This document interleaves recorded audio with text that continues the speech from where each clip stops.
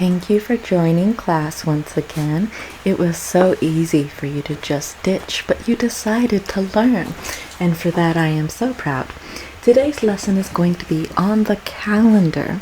We're going to be discussing the 12 months of the year, how many days are in the 12 months of the year. Albert,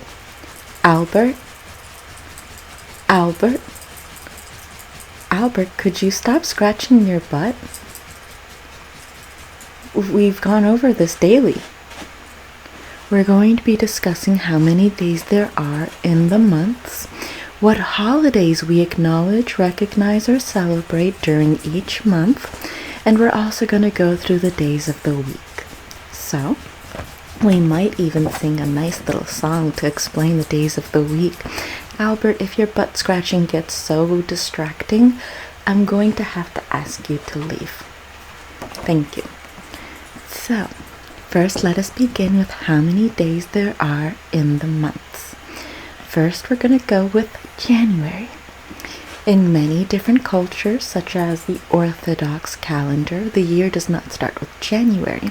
However, our year does start with January, a cold month. The winter is kind of split in half, and we start the year on the latter half of winter. January has 31 days in it. 31 days. Some of the months have 30 days or 31 days, but only one month has 28 days in it. Unless it's a leap year, which comes every 4 years, then it's 29 days.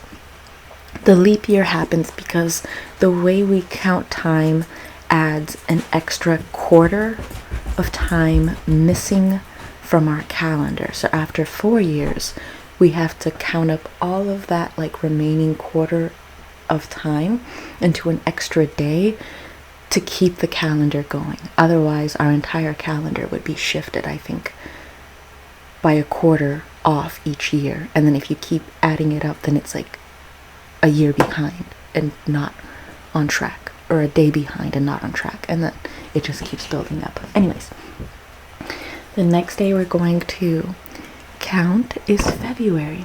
As previously mentioned, February has 28 days inside of the month, sometimes 29 days on leap years. If you're born on a leap year or if you get married on a leap year, your birthday is then either on the 28th of February or the 1st of March, but your real birthday won't come along until 4 years. This is why if you're about to give birth on leap year, it's best to just try and hold the baby in until March 1st or push it out as fast as you can on February 28th. It will be a lifelong burden to your child to have a leap year birthday. The next month we're going to discuss is March. March has 31 days inside of it. So we go 31, 28, 31. The next month is April, which has 30 days. This is our first month with 30 days that we've discussed so far. 31, 28, 31, 30. The next month we're going to discuss is May. March is the first month of spring.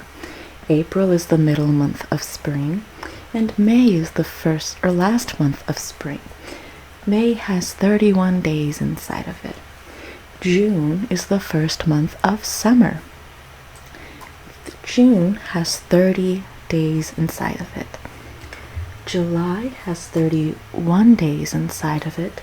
And August, the last month of summer, has 31 days inside of it.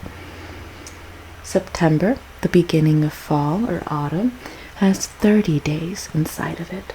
October has 31 days inside of it. November has 30 days inside of it. And December has 31 days inside of it. A good way to remember which months have 31 days or 30 days is just to remember the months that have 30 days.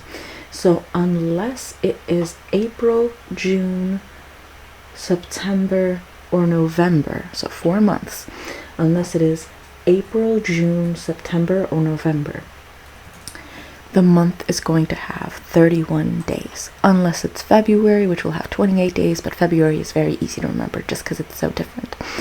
But April, June, I believe, yes, April, June, September, and November have 30 days. Now, we're going to cover the days of the weeks. So, our day or our week starts off on Sunday. On the calendar, you can even notice that it starts on Sunday. We have the beginning of the week typically, not everyone, but typically people have the beginning of the week off and the ending of the week off. But because this could seem like 2 days worth of a weekend, people lump them up together and think Sunday is the last day of the week. But Sunday is the first day of the week, Monday is the second day of the week. So, we have Sunday. I'm trying to recall the song. It's days of the week, days of the week, days of the week, days of the week, days of the week. There's Sunday and there's Monday, there's Tuesday and there's Wednesday, there's Thursday and there's Friday, and then there's Saturday. Days of the week, days of the week. So that's how we remember the days of the week. So we have Sunday, Monday, Tuesday, Wednesday, Thursday, Friday, and Saturday. Now we're going to go through the different holidays that we celebrate throughout these months. So, in January, we have New Year, because that's when we start counting a new year in our calendar. For New Year's, people typically have a New Year's Eve party where they could go and watch the ball drop either inside of New York City or on TV. That is quite an occasion. They oftentimes drink champagne, count down to midnight, and celebrate with glee at the possibilities of a new year. In fact, I think the name January comes from the Roman, I believe, god. It might be Greek, but I think it's Roman god Janus, who has two faces, one facing towards the future and one facing towards the past. So, January, being the beginning month of the year, is facing forward, but likewise, you're still kind of reflecting on the past. We also have Martin Luther King Jr. Day, celebrated on the third Monday of January. I don't know why we would include that on the significant holidays like St. Valentine's Day, because nobody really gets excited for that. Like, no one's gonna throw fireworks and drink champagne on that day. But you do get the day off from work, so excellent. Let's throw more days there. I mean, let's have a Billy Bob Thornton Day just to get a day off from work, if anything. Spectacular. Amazing. The next month is February. February is the shortest month, but this is also when you have St. Valentine's Day. I forgot what St. Valentine did, but he is an actual saint. And there was also a mafioso event that happened on St. Valentine's, I believe in the 1930s. A lot of people had to face a wall, let's say. But because we have Valentine's Day in February, how long does it take for a woman to give birth from the start to the finish? 9 months. And coincidentally, 9 months after this very romantic holiday in winter, we have the highest birth rates in November. The lowest birth rates are in August, I believe, but the highest birth rates are in November, which is 9 months after February, or Valentine's Day. We also celebrate President's Day in February. It is the third Monday of February. Wait a minute, it's the third Monday of February and Martin Luther King Jr. Day is the third Monday of January? How exactly does all of the presidents have the same value as one guy? All he did was say, I had a dream. The presidents actually worked for 4. We move along and we go to March. March contains Easter Sunday. This is celebrated on the first Sunday after the first full moon, occurring on or after March 21st. This is a little bit complicated. I believe they're using the Catholic calendar, which then the Protestants continued while they continued to try and rebel against the Catholics while still using their calendar.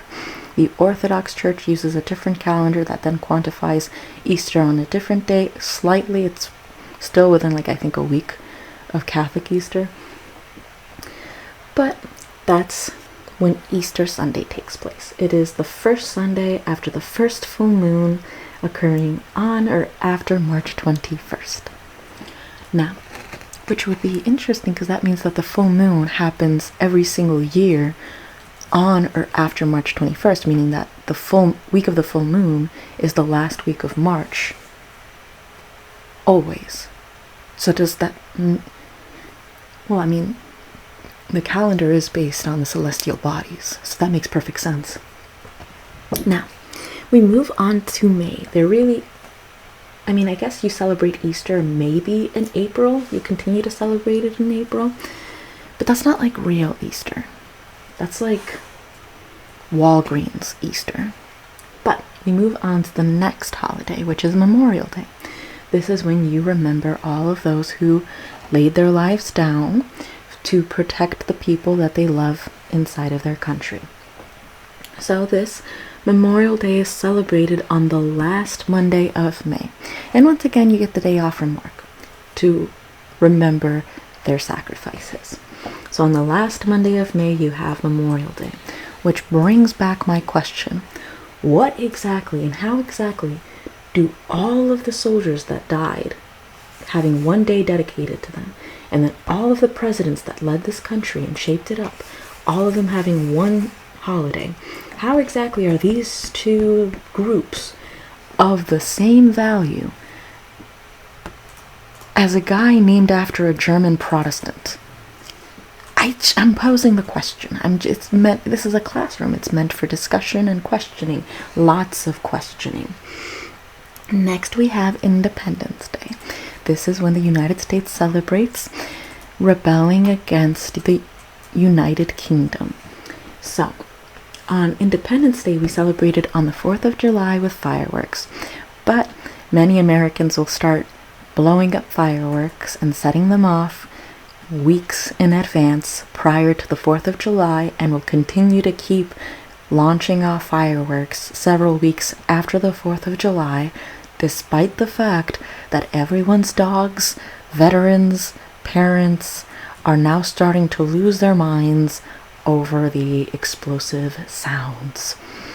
But this is in the name of awesomeness. Next, we have Labor Day. Labor Day is, I believe, a union-led day, basically to commemorate getting more workers' rights, like weekends off and limited hours at work. I'm not really mad at that one. Celebrated on the first Monday of September. So, September is when we celebrate Labor Day. Between July and September, meaning August, we don't really have any national holidays at all. Next, we have Columbus Day, which is celebrated on the second Monday of October. Columbus Day is celebrated on the second Monday of October. Christopher Columbus was an Italian voyager commissioned by King Ferdinand and Queen Isabella of Spain to go and trade spices with India. But he didn't have a GPS, so he accidentally landed on the Caribbean islands and discovered new peoples that he then called the Indians, because they were kind of like, it's not like he landed in Finland and thought, oh, these people are significantly different looking. Halloween is celebrated on October 31st. This holiday is shaped after All Hallows Eve or All Saints Day or All Souls Day. There's a 3-day period of celebration in the Catholic Church to commemorate the saints that have fallen. Now, Some people do bring in pagan elements like fearing spirits, but this is not supposed to be the case. Fearing spirits is an impish way to live life. October has 2 holidays in it, including Columbus Day and Halloween. The next holiday we're going to be discussing is November. November 11th is when we celebrate Veterans Day. So once again, we're having equal value of Veterans Day, Memorial Day, and President's Day with him. Anyways, Veterans Day is when we thank and remember the veterans for their services. Then we have Thanksgiving Day, which is celebrated on the 4th Thursday of November. Thanksgiving Day is when we basically give thanks for our land and the fact that we get to live on it, and all of the sacrifices that the settlers endured, and all of the troubles and chaos that they had to then tame in order to domesticate the land. And lastly, we have Christmas Day. This is celebrated on December 25th. Albert, I will send you out of class. Calm down. Calm down. Albert likes to say happy holidays instead of Merry Christmas, and this is why he's being sent out of class. Albert, out of class. So, in Christmas Day, as is the name Christmas, we have a Mass for Christ's birth. This is where we remember his great birth, which then leads to his great sacrifice for all of his children who dearly love him. Well, on behalf of all of humanity, including those who hate him, which is truly the impressive quality of his death. So, and we use Saint Nick, an Orthodox saint, to commemorate Christmas Day, which is nice because then we have Saint Valentine. We also have, although they didn't feature it, but in March we have St. Patrick's Day, which is another saint who converted the pagans in Ireland. Then we have St. Nicholas. Our calendar features so many saints. And then All Hallows Eve in October. What a beautiful calendar. Anyways, that concludes our lesson for today. If anyone has any questions, you can stay back and discuss things in the end of class or after class, but otherwise, take care and bye-bye.